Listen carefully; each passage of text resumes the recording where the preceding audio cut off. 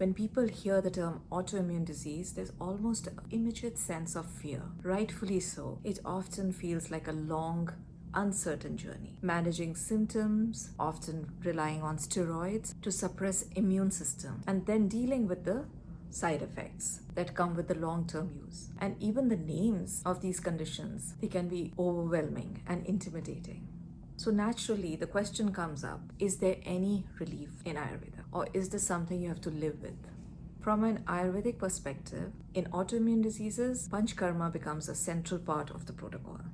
Typically, it's recommended once a year for at least 3 consecutive years to create more sustainable results. But what's equally important and often overlooked is what comes after. So each Panchkarma cycle is followed by a rejuvenation phase using rasayanas. These are specialized herbal formulations, often in the form of herbal ghees or herbal jam like consistency. And this rejuvenation phase may need to be continued for a very long time, even lifelong in some cases. So the question is, why is Panchkarma particularly helpful in autoimmune diseases? So one of the key factors here is ama. By now, most of you must be knowing what ama is. The buildup of the undigested products, which eventually becomes toxic and goes to different parts of the body. But the difference is in autoimmune conditions, the ama interacts with the body's tissues, leading to what Ayurveda calls dhatu paka. Dhatu is tissues and paka is cooking. So it literally cooks the tissue where the ama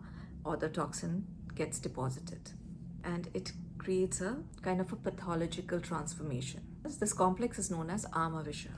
Ama we know, and visha is poison. So which is a combination of the toxin and the altered tissue. Now, this is what shows up as inflammation, tissue damage, and even elevated markers like CRP and ESR.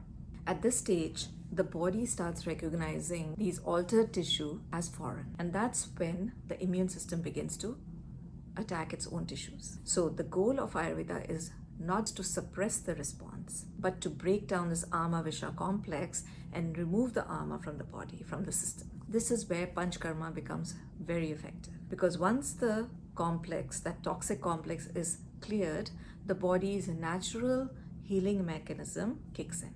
That said, Panchkarma isn't suitable for everyone. It's generally not recommended for young children, for elderly above a certain age, usually 70s, or individuals who are extremely frail, and of course pregnant women. In such cases, a gentler approach, shamana or pacification, is used. Oftentimes, vasti karma, which is part of the Panchkarma, those are the herbal enemas, they can still be done. Now, like most Ayurvedic protocols, the approach follows 3 core principles. The first is Nidan Parivarjan, that is removing the cause. This includes diet and lifestyle changes to reduce the dosha imbalance. Second is Vyadhi Viprita, that is managing the symptoms. So this involves herbs or external therapies to address the pain, the rashes, inflammation, or other such symptoms, which could be like Churnapin Sveda, Patrapotla. All these will help reduce the inflammation and pain. And third is Samprapti Vighatan, which is breaking the disease process itself. Now, this last part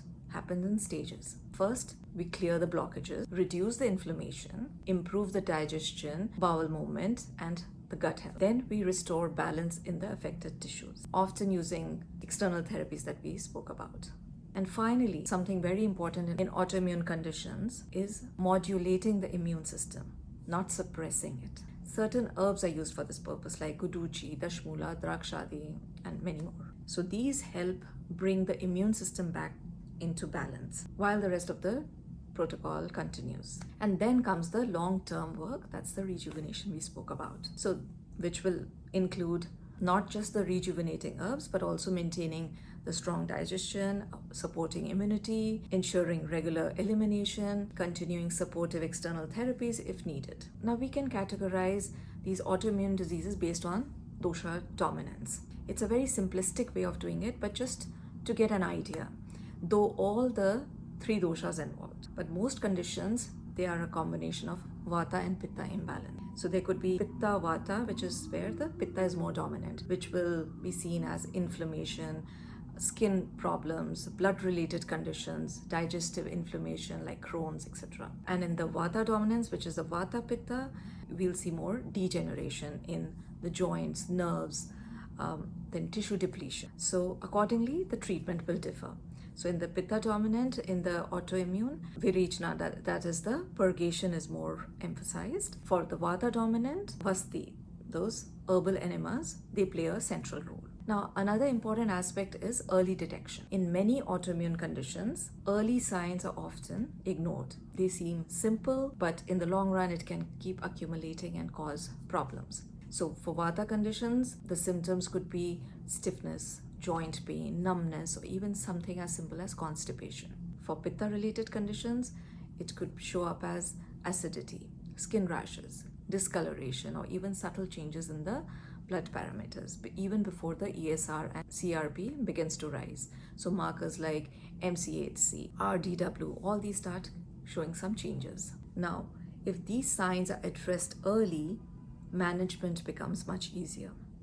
And if ignored, the condition progresses and becomes more complex to treat. So overall, Ayurveda doesn't see autoimmune diseases as something to simply suppress. It sees it as a deeper imbalance involving toxins, the tissue, that is the dhatupaka that's happening, and the immune response. And the goal is to correct that at the root by clearing what doesn't belong, restoring balance, and rebuilding the system. So if there's one takeaway, it's this: don't ignore early signals, because in autoimmune conditions, early awareness can make a significant difference in how the disease progresses and how well it can be managed.